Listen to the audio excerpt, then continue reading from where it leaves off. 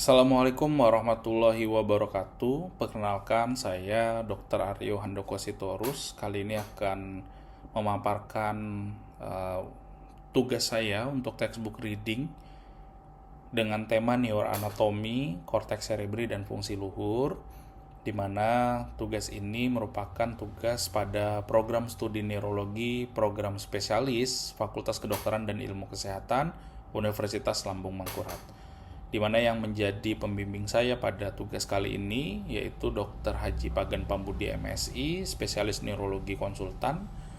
Untuk tema kali ini diambil dari buku Clinical Neuroanatomy yang ditulis oleh Stephen G. Waxman. Baiklah, untuk mempersingkat waktu pada presentasi ini, saya akan mulai presentasinya, di mana dari awal presentasi ini saya akan membahas tentang sebenarnya korteks cerebri itu secara fungsi apa saja. Nah, jadi korteks cerebri ini bukan hanya sekedar fungsi sensorik dan motorik dasar saja.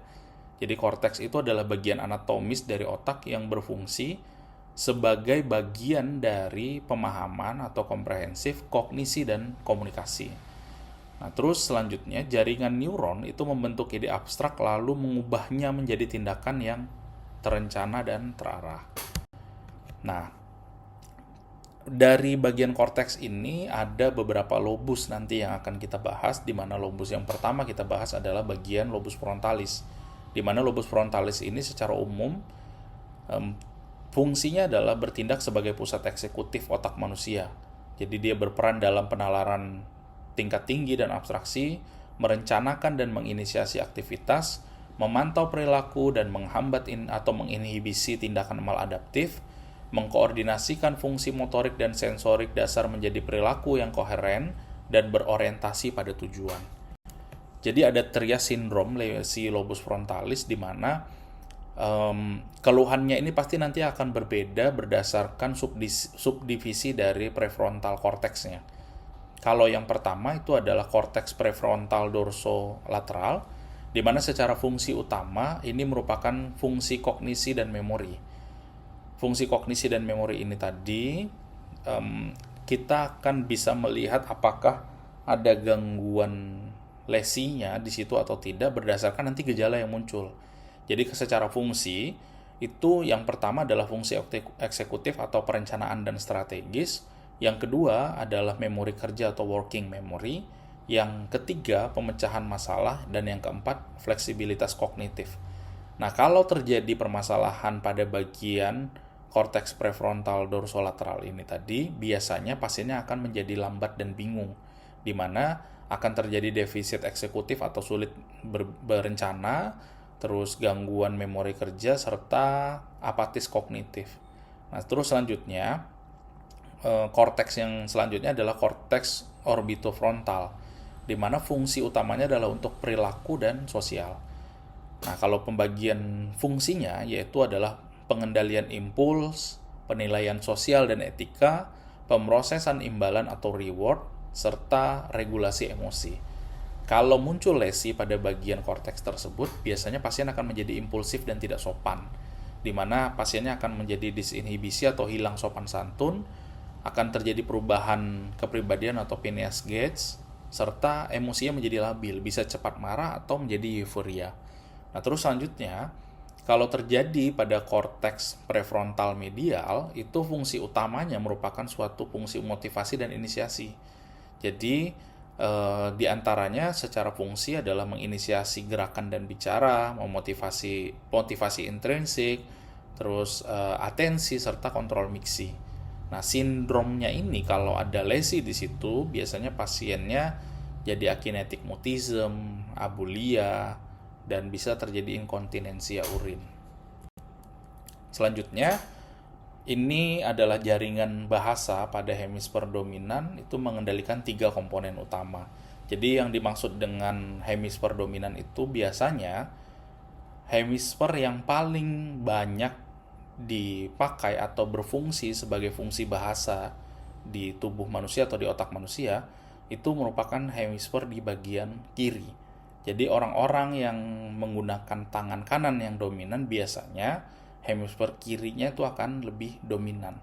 Tapi nanti kita akan melihat apakah benar semua totalnya seperti itu 100% setiap orang yang tangan kanan pasti hemisfer kirinya yang dominan, atau misalnya pasien yang tangan kiri pasti hemisfer kanannya yang dominan. Nah, apakah benar seperti itu? Nanti kita akan membahasnya. Jadi jaringan bahasa itu biasanya berada pada hemisfer dominan yang mengandalkan 3 komponen utama. Jadi fungsi bahasa itu tadi terpisah dari mekanisme penglihatan, pendengaran, atau motorik primer.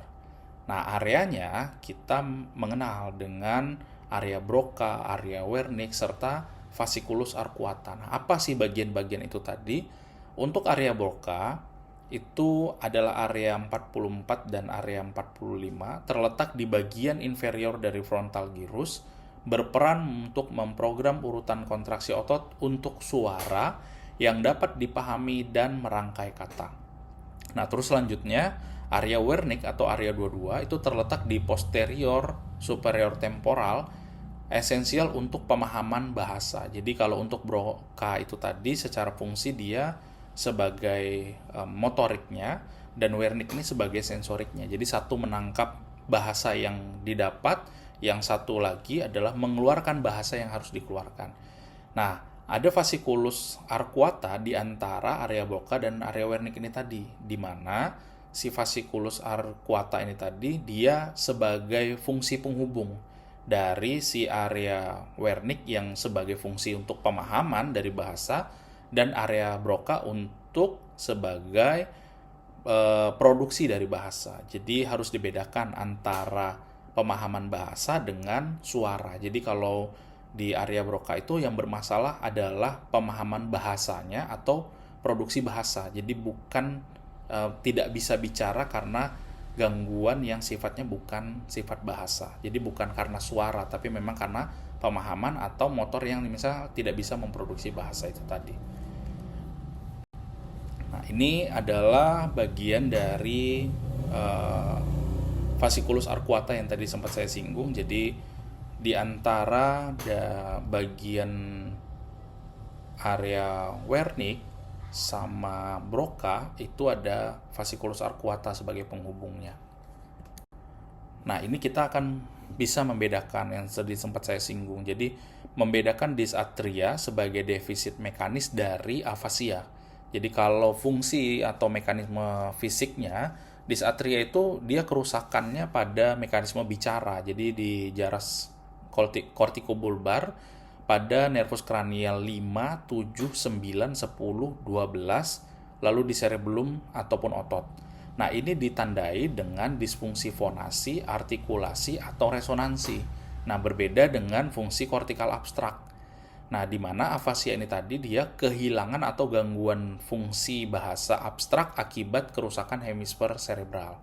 Jadi dia parameter untuk evaluasi klinis afasia itu satu adalah kelancaran dari bahasa yang dikeluarkan oleh pasiennya atau fluensi. Batasnya adalah 50 kata per menit untuk yang normal. Lalu selanjutnya adalah pemahaman atau komprehensif. Nah, terus selanjutnya ada repetisi atau pengulangan, dan yang keempat adalah penamaan atau naming. Nah, dari 4 fungsi yang tadi kita sebutkan, nanti kita dapat membedakan afasia pada pasien ini jenisnya yang mana. Nah, untuk gangguan, jadi pada afasia ini ada satu kunci sebenarnya yang dapat kita pegang sebagai pedoman, dia jenis afasianya yang mana. Jadi gangguan repetisi itu yang harus kita ingat sebagai kunci untuk klasifikasi afasia mayor.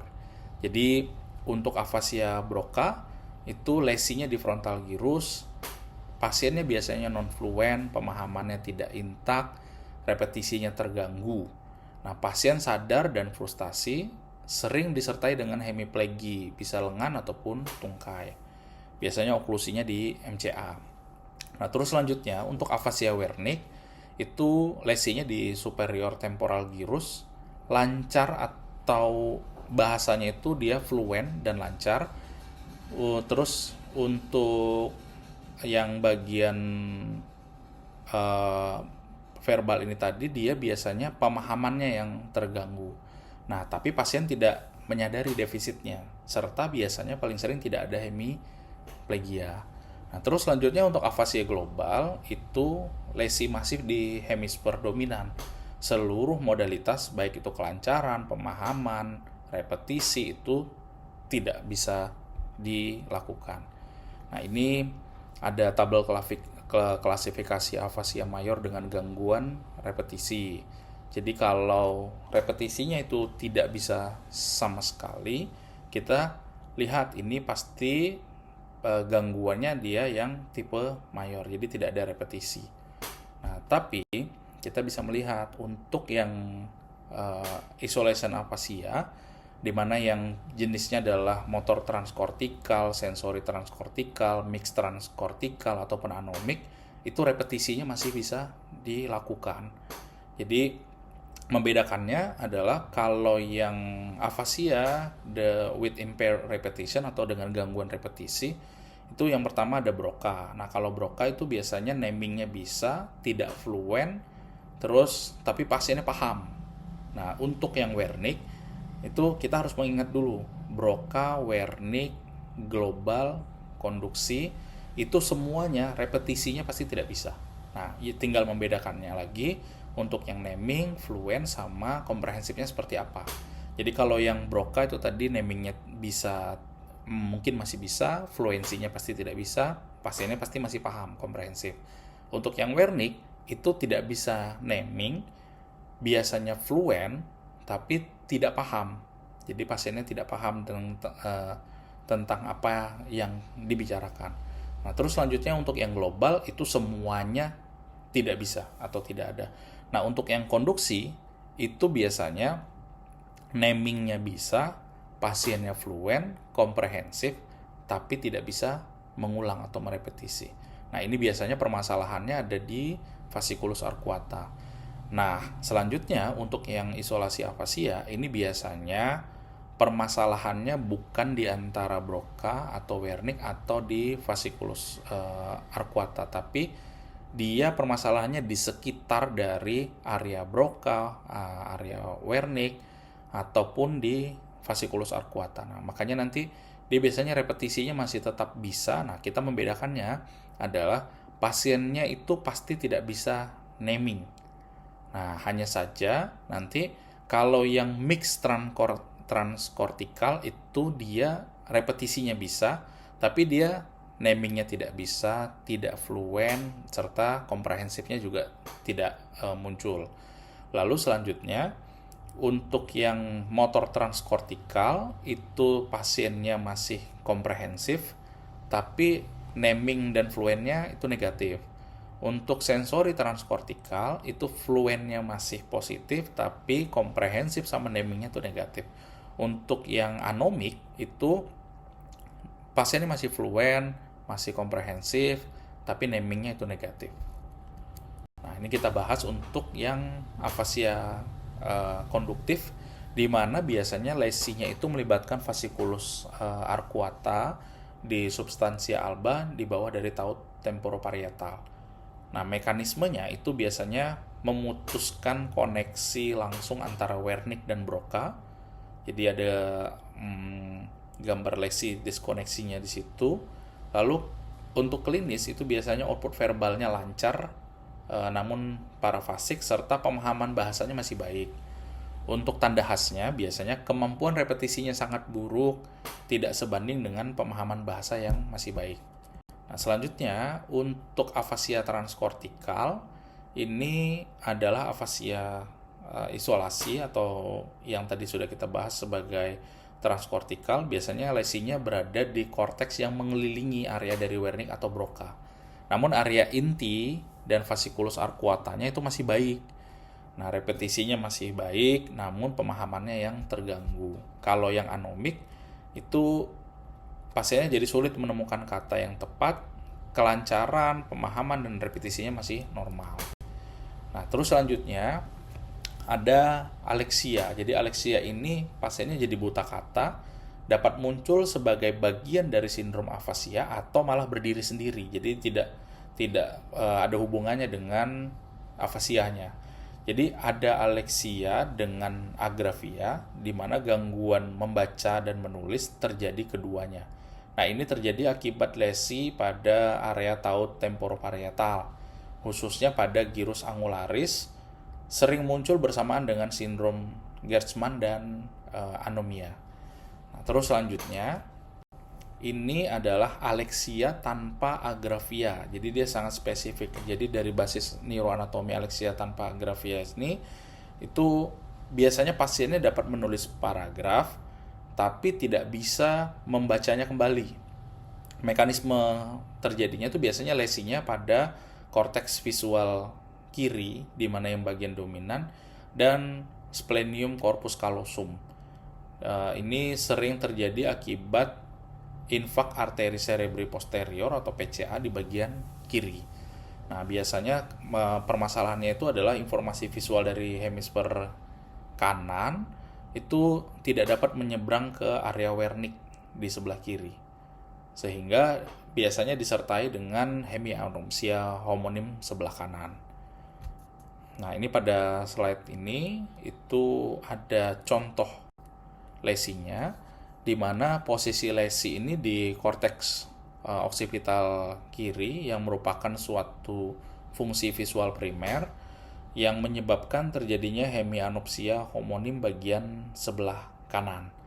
Nah, terus di bagian splenium corpus callosumnya itu jalur yang menghubungkan antara korteks visual kanan ke area bahasa di hemisfer kiri atau gyrus angular, sehingga muncullah gejala yang tadi seperti sudah disebutkan.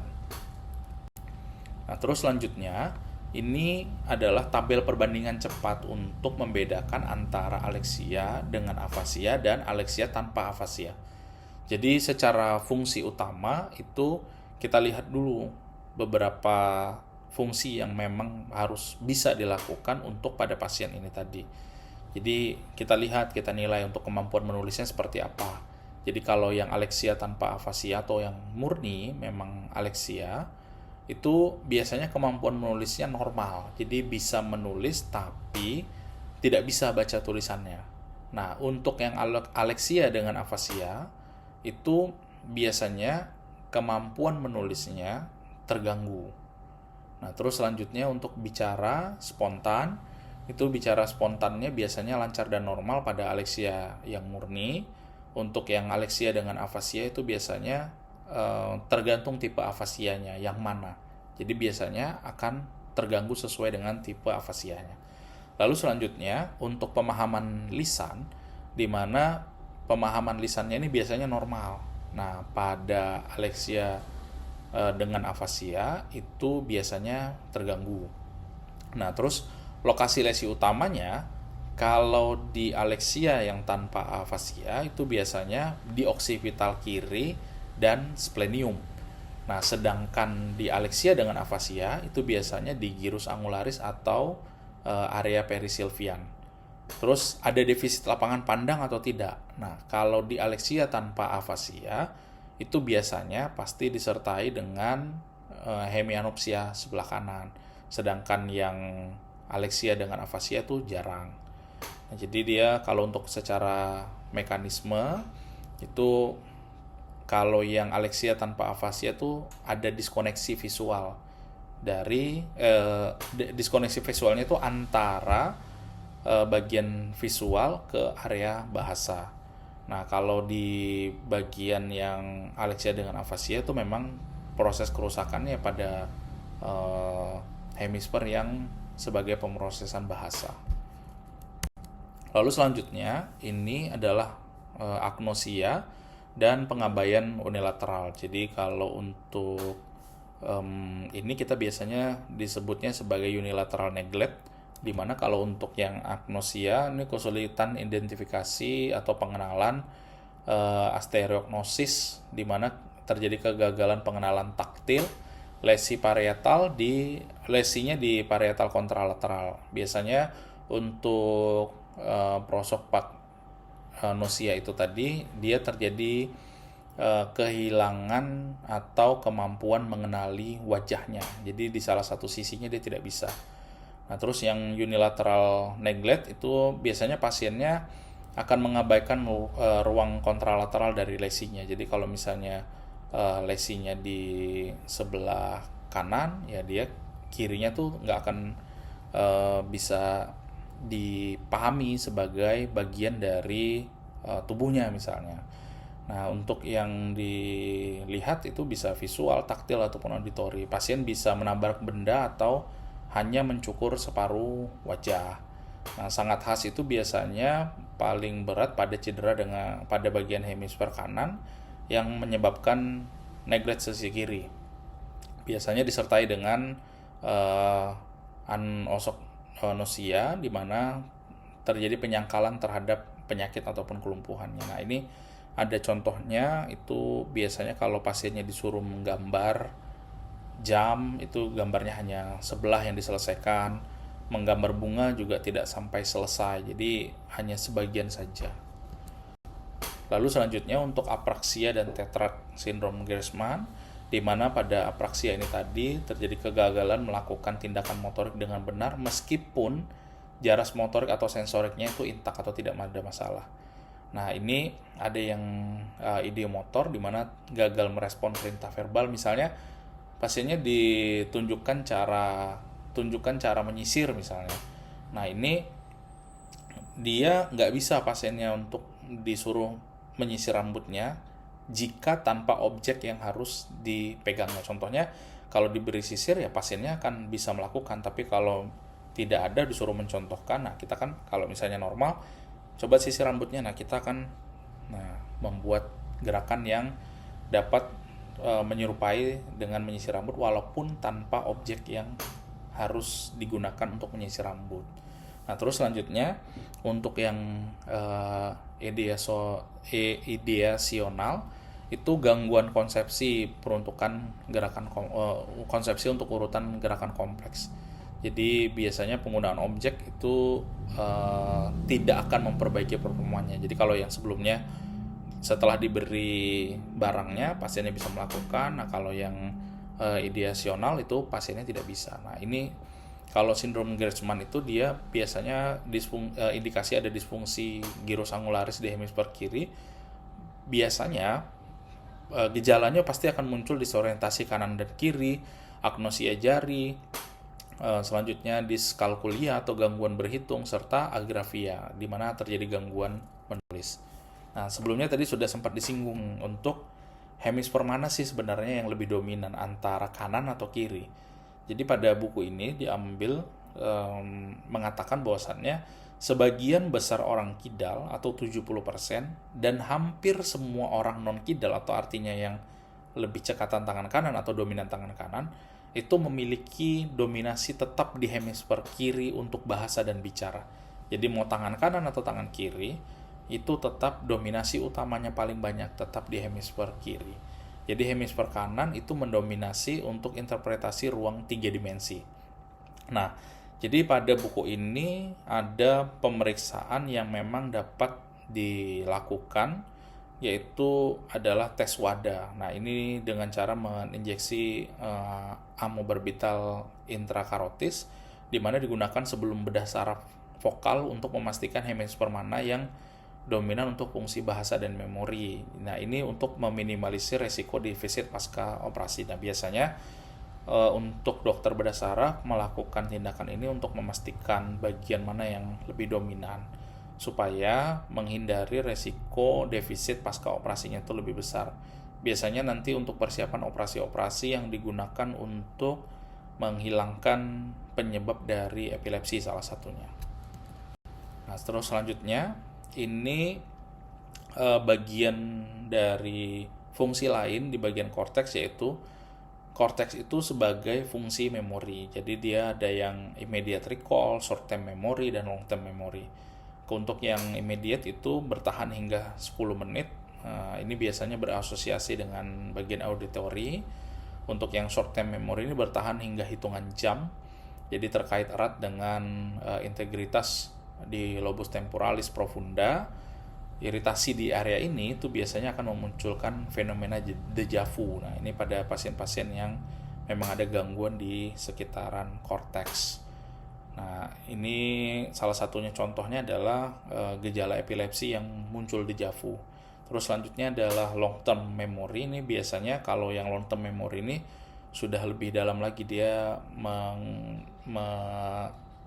membuat memori itu bisa tertanam lebih dalam sampai ke bagian terkecil dari bagian otak, sehingga bisa lebih dalam lagi, bisa lebih lama lagi ditanamkan. Nah, terus selanjutnya untuk yang sindrom klinis terkait dengan gangguan memori itu biasanya ada amnesia retrograd atau ketidakmampuan membentuk memori baru. Khasnya ini biasanya pada kerusakan sistem limbik bilateral. Penyebabnya biasanya karena encephalitis herpes simplex, atau biasanya yang sangat afinitas itu pada lobus temporal, itu salah satunya ya encephalitis herpes simplex, atau bisa juga penyebabnya karena infaks cerebri di posterior bilateral. Terus selanjutnya untuk yang sindrom Wernicke-Korsakoff itu biasanya perdarahan pada nukleus talamik medial di korpus mamillaris akibat defisiensi tiamin pada pasien dengan alkoholik, dan ini akan menghasilkan gejala berupa amnesia anterograd dan retrograd. Nah, ini pada gambarnya kita bisa lihat masalah-masalahnya di mana saja, ada bagian-bagian secara anatomi yang ditunjukkan. Lalu selanjutnya adalah untuk yang epilepsi vokal motorik. Jadi di buku ini juga dibahas tentang kondisi epilepsi yang vokal, terutama yang menimbulkan gangguan motorik. Jadi biasanya disfungsi korteks berupa eksitabilitas abnormal yang memberikan nilai lokalisasi yang sangat tinggi. Jadi biasanya ada epilepsi vokal motorik atau Jacksonian. Biasanya aktivitas kejangnya ini dia seperti berurutan mengikuti peta homunculus motorik. Jadi misalnya dari tangan menjalar ke lengan, nah terus nanti bisa semakin mengarah ke sesuai dengan homunculus yang ada di otak. Lalu selanjutnya untuk yang epilepsi parsial kompleks, ini biasanya terjadi di lobus temporal. Paling sering itu yang diawali dengan aura psikis ataupun sensorik seperti rasa ketakutan, ada dejavu, terus muncul halusinasi olfaktori ataupun gangguan bau, lalu diikuti dengan automatism, di mana biasanya muncul tuh pasien mengecap bibir, terus gerakan mengunyah, serta terjadi penurunan kesadaran. Nah, untuk selanjutnya ini yang terakhir adalah korelasi antara anatomis dan klinis. Jadi tadi sudah dibahas untuk tes WADA pada sebelumnya untuk yang hemisfer mana yang lebih dominan. Nah, jadi pada buku ini dibahas antara korelasi bagian anatomi serta klinisnya. Jadi ini ada contoh kasus di mana pasien ini dengan kejang parsial kompleks dan refraktor terhadap obat. Jadi udah walaupun diberikan obat anti epilepsi tetap saja muncul gejala kejangnya. Nah, untuk pada evaluasi EEG dan MRI itu mengkonfirmasi adanya atrofi di hipokampus kanan. Dan ini di foto ataupun gambar yang 21/9 itu menggambarkan bagian atrofinya. Nah, jadi tes WADA itu tadi mengamankan fakta bahwa bagian kirinya itu intak, jadi tidak ada masalah. Nah, terus selanjutnya tindakan reseksi bedah saraf pada area circumscribe memberikan hasil bebas kejang hingga 90%. Jadi di gambar yang 21/10 itu adalah bagian yang sudah dilakukan tindakan operasi, di mana hasilnya ternyata bebas kejang hingga 90%. Nah, ini merupakan suatu gambaran antara korelasi bagian anatomis dan klinis yang muncul, serta pada kondisi yang pasien ini itu jadi pemetaan kelistrikan secara struktural dan kognitif itu dapat membantu pasien dan membantu juga dokter untuk melakukan tindakan agar memang kondisi hasil akhirnya bisa maksimal. Mungkin itu saja yang dapat saya sampaikan terkait dengan materi kuliah untuk korteks cerebri dan fungsi luhur. Lebih dan kurangnya saya mohon maaf, mungkin saya masih banyak kurangnya. Dan saya ucapkan terima kasih banyak kepada pembimbing saya, kepada Dr. Haji Pagan Pambudi MSI Spesialis Neurologi Konsultan atas waktunya. Dan selanjutnya mungkin saya ucapkan terima kasih. Wassalamualaikum warahmatullahi wabarakatuh.